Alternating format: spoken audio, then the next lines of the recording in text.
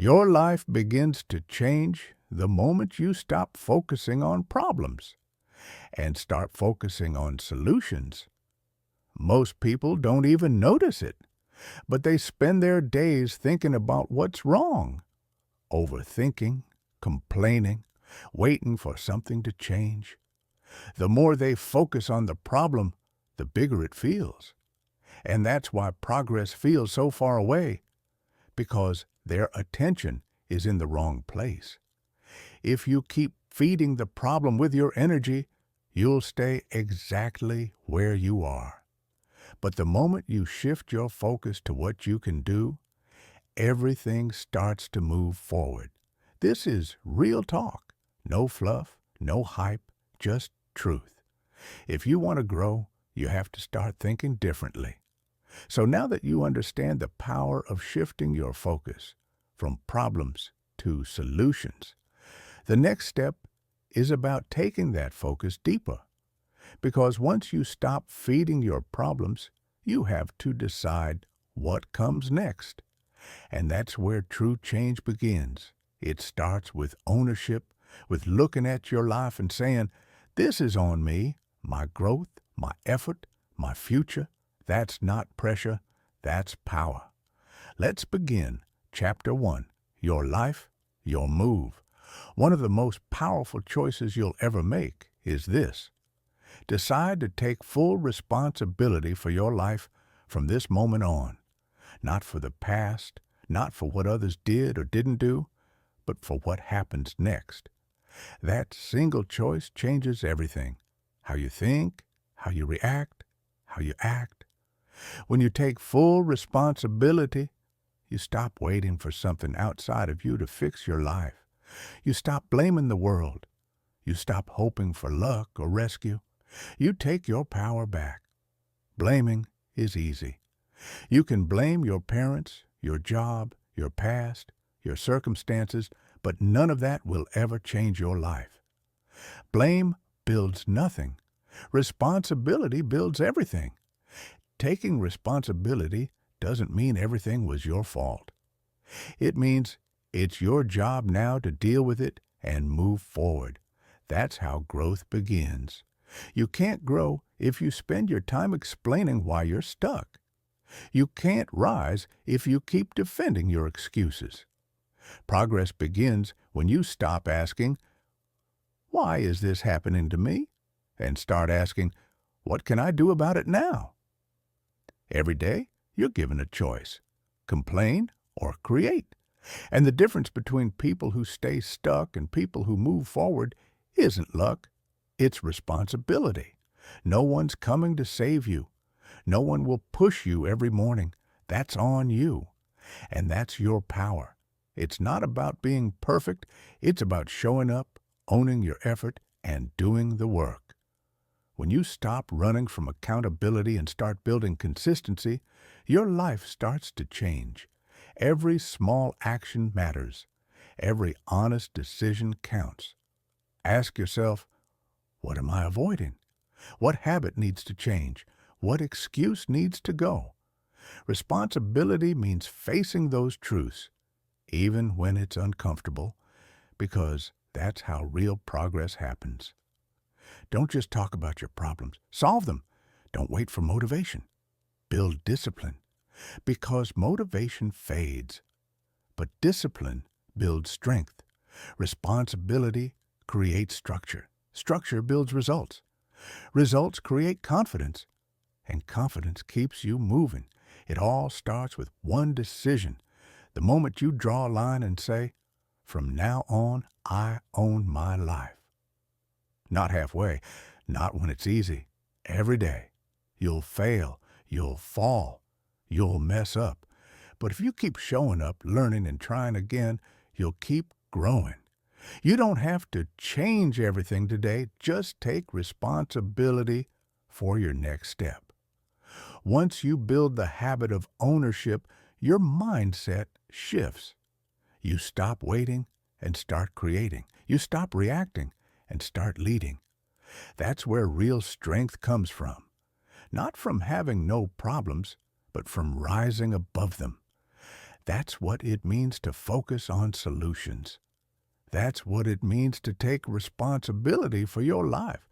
Your time starts now, not tomorrow, not when it's easy. Now, show up, own your path. Be the reason your life moves forward, because your future depends on what you do today. Chapter 2, Control Your Focus, Control Your Life. When you keep showing up, something begins to change. Your brain starts to see progress as normal. You stop seeing everything as a problem. You begin asking better questions. What can I learn from this? What's one step I can take today? What can make this day a little better than yesterday? Those questions pull your mind toward action, toward clarity, toward a mindset that doesn't collapse when life gets hard. Because a focused mind is a strong mind. And a strong mind builds real change. People say they don't have time to focus, but focus is not about time. It's about attention. 5 minutes of deep focus can move your life forward more than 5 hours of distraction. It's not the clock that holds you back. It's how much of your day you give away to things that don't help you grow. Your phone is a tool. Your environment is a tool. Even your thoughts are tools. But if you let those tools control you, your focus breaks apart and progress dies inside a distracted mind. So how do you train your focus? You practice every single day. You take quiet moments to center yourself. You write down what truly matters. You set small, clear goals that give you direction. Notice where your attention goes when you're tired, stressed, or frustrated. Catch your mind when it slips into overthinking or self-doubt, and gently bring it back. Focus isn't something you do once. It's something you build. It's a skill. And like any skill, the more you practice it, the stronger it grows. You don't need perfect focus. You just need better focus than yesterday. If your mind was scattered all week, but today you gave 30 minutes of deep attention, that's progress. That's growth. That's how change begins. Small decisions, clear direction, real effort. Your attention is one of your greatest powers, but you must use it like it matters. Stop giving it to everything that asks for it. Not every notification deserves your focus. Not every opinion. Not every memory. You get to choose where your mind lives. And when you choose wisely, you start to see new results. You stop feeling stuck. You start feeling more in control. You gain energy for what truly matters. You spend less time explaining why you're behind and more time building momentum. Progress is always possible, but only if you're looking in the right direction. Don't expect to feel motivated if you're constantly feeding your mind distractions. Don't expect to feel disciplined if your focus is scattered everywhere. Your life needs structure. Your mind needs guidance. And that starts with focus. When you learn to control your focus, you stop waiting for the perfect moment. You stop searching for shortcuts. You start doing the work with a clear, calm mind. You begin to build a life that moves forward even when conditions aren't perfect. A focused life is not a busy life. It's a meaningful one. It's filled with moments that matter because your mind is there. You're not lost in the past. You're not worried about the future. You're here in the moment, and that's where progress grows. So don't rush this process. Don't chase fast results. Stay with your focus. Practice noticing where it goes. Practice bringing it back.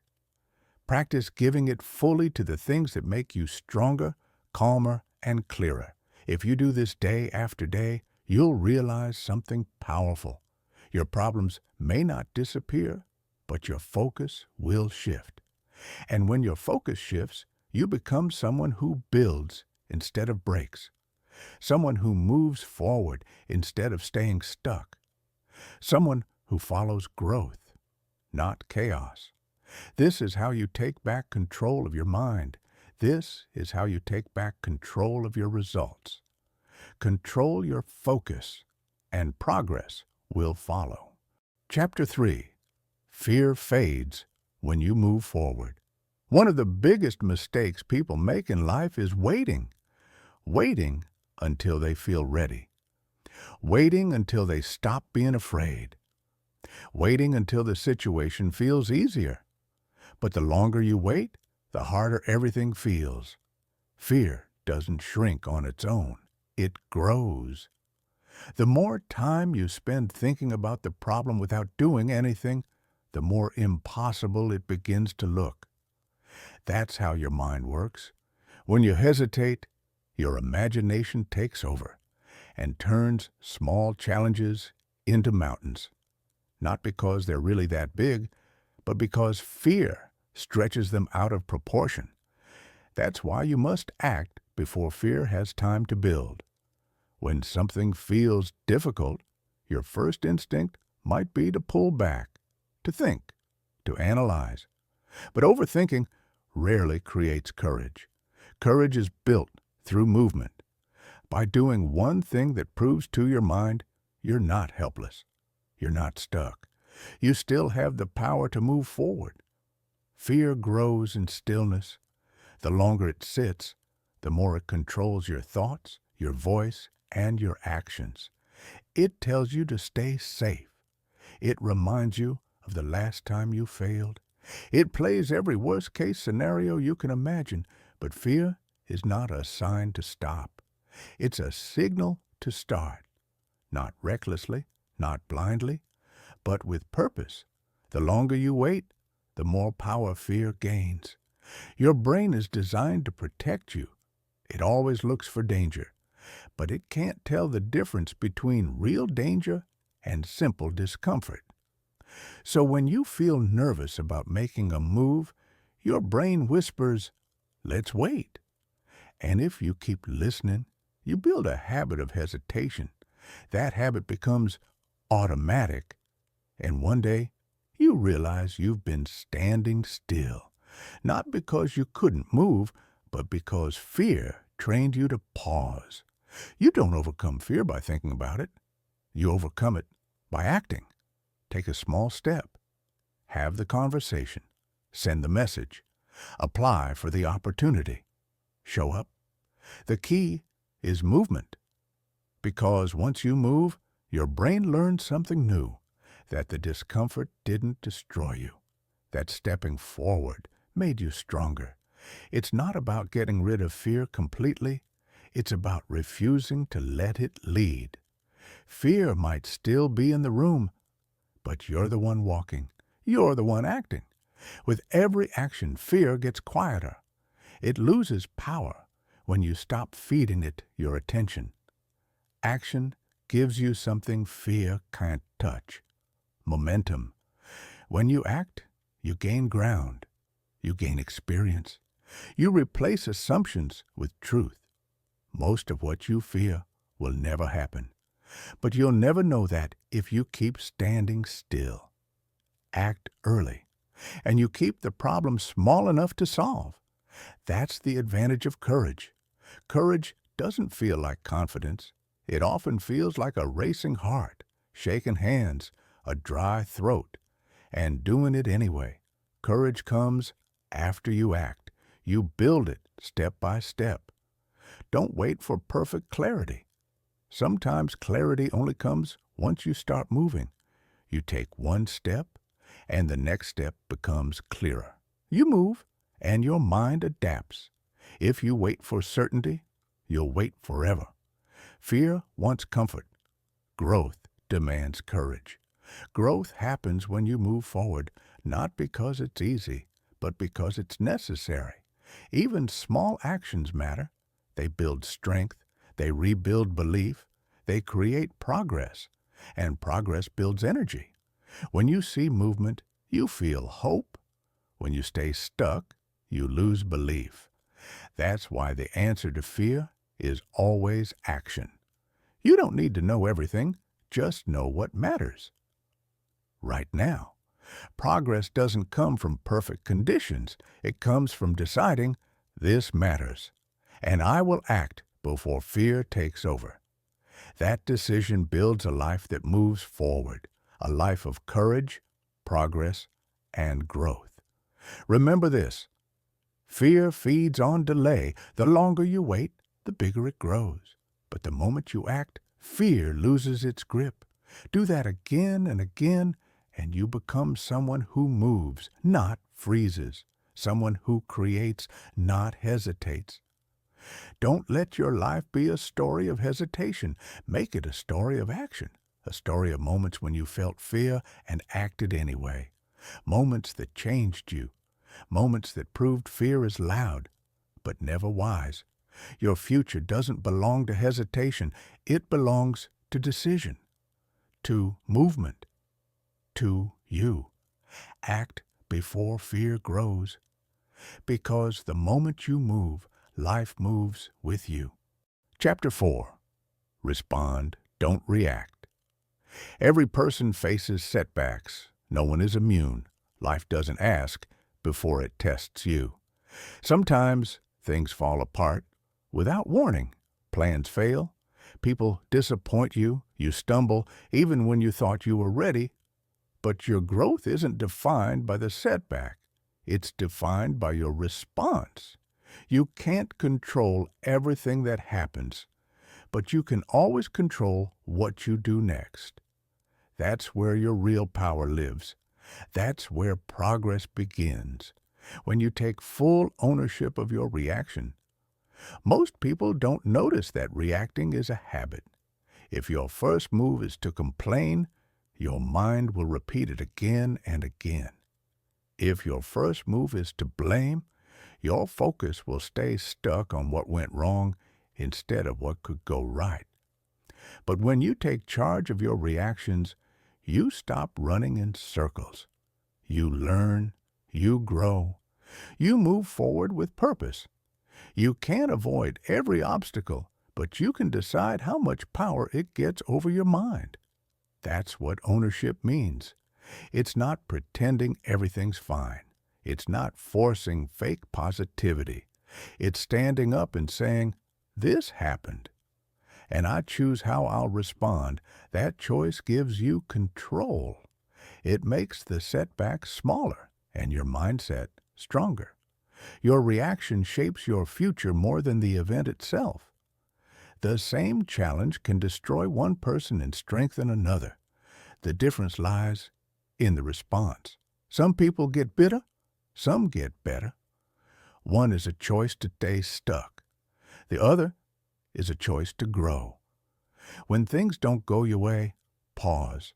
Don't rush to talk about it. Don't rush to escape it. Sit with it for a moment. Ask yourself, what just happened? What am I feeling? What does my reaction reveal about how I handle pressure? And what would a stronger version of me do right now? Growth begins the moment you stop reacting and start responding. A reaction is automatic.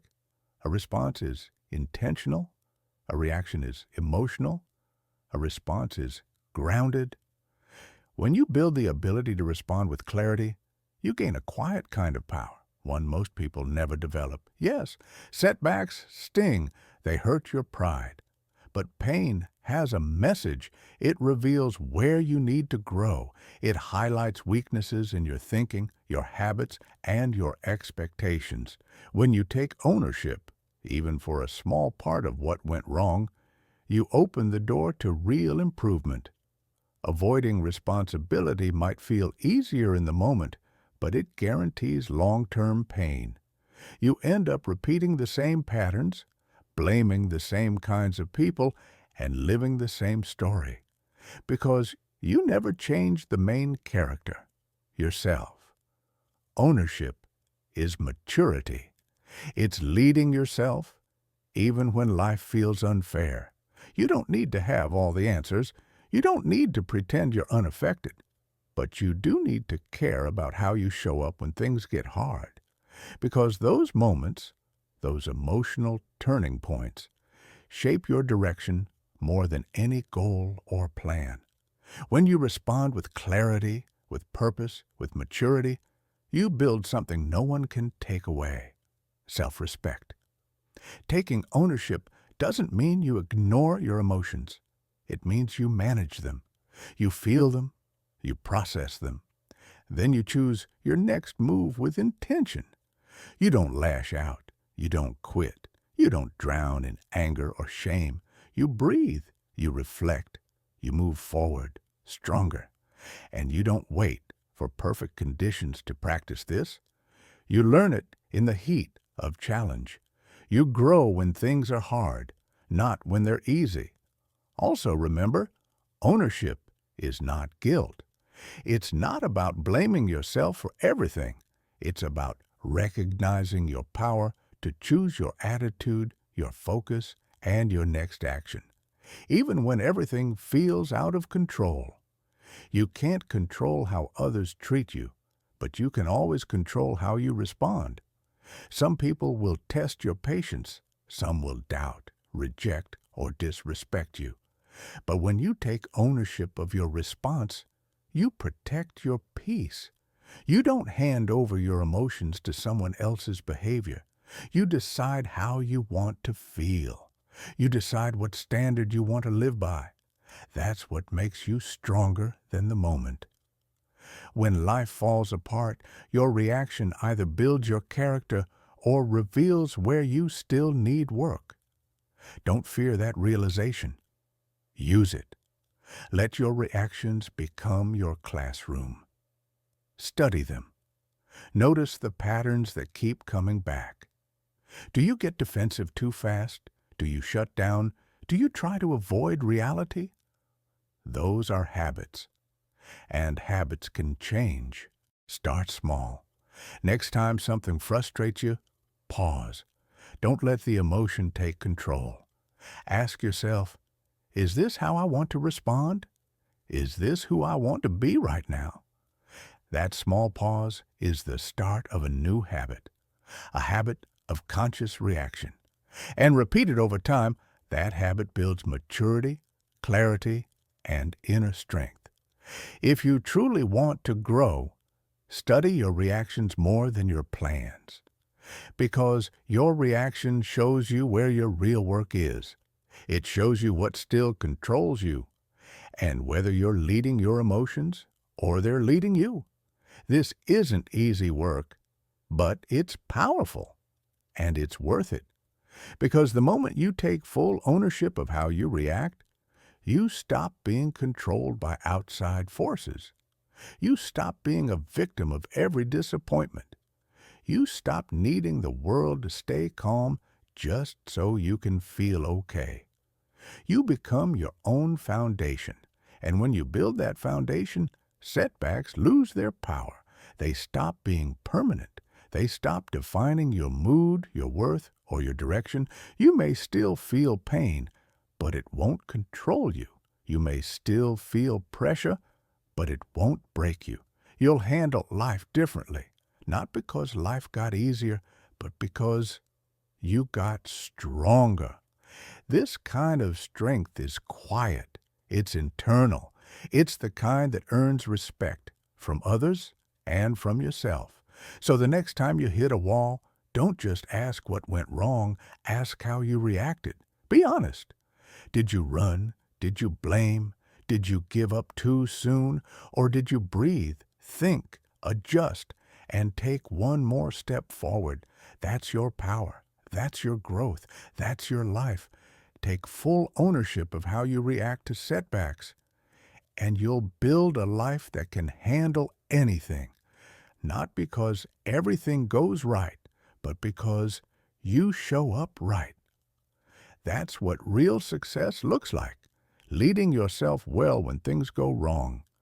That's how pain becomes power, failure becomes fuel, and struggle becomes strength. It starts with you, and it starts now. Chapter 5. The Art of Breaking Mental Loops. Sometimes we get stuck. not because life is hard, but because our mind won't stop spinning. It begins with one small thought, a worry, a doubt, a tiny what if. You think about it once, then again and again, until it becomes a loop. You replay the same scenes in your head, the same fear, the same question, and nothing changes.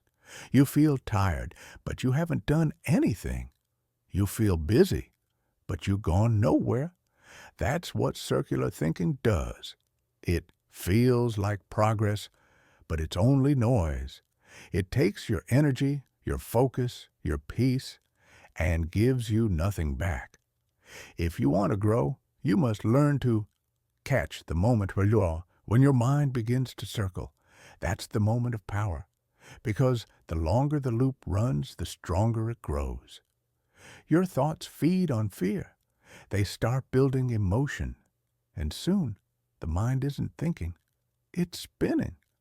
Spinning until you feel stuck, worried, or heavy inside. So what's the answer? Awareness. Not judgment, not panic, just awareness. Notice how your thoughts move. When you keep returning to the same worry, when you feel anxious for no reason, that's the sign. That's when you pause, you breathe, you step back from the loop. That pause creates space. And in that space, clarity is born. Most people never learn this. They learn how to work, to act, to succeed, but not how to work with their own mind. So when they start overthinking, they call it being careful. But it's not careful. It's exhausting. Real thinking leads to action, to answers, to peace. If it only brings tension, you're not solving, you're spinning. So when you notice the loop, stop following it. Ask yourself, have I already thought this? What's new here? If the answer is nothing, then it's time to shift your focus. Direct your thoughts with purpose. Choose which ones stay and which ones go. You don't have to believe every thought. Some are just noise. Some are just fear pretending to be logic. When you question your thoughts, you take back control. Understand this too. Your mind loops to protect you. It thinks that by replaying the problem, it can save you from pain. But in truth, it keeps you frozen. Nothing changes except your stress. Thinking without action doesn't reduce fear. It grows it. So think, but think with direction. Reflect, but don't repeat. Reflection finds lessons. Rumination finds nothing. One leads to clarity, the other to confusion. When you train yourself to notice the loop, you open a door to new thoughts, new peace, new strength. Write things down if you must. Put your thoughts on paper. Ask, what's the real issue here? What's one small step I can take today? Writing breaks the cycle.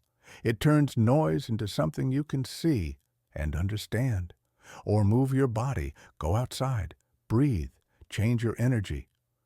Sometimes peace doesn't come from more thinking. It comes from movement. So don't wait for clarity to find you. Create it. Catch the loop early. Break it gently. And remember, your thoughts are tools. They are meant to serve you, not control you.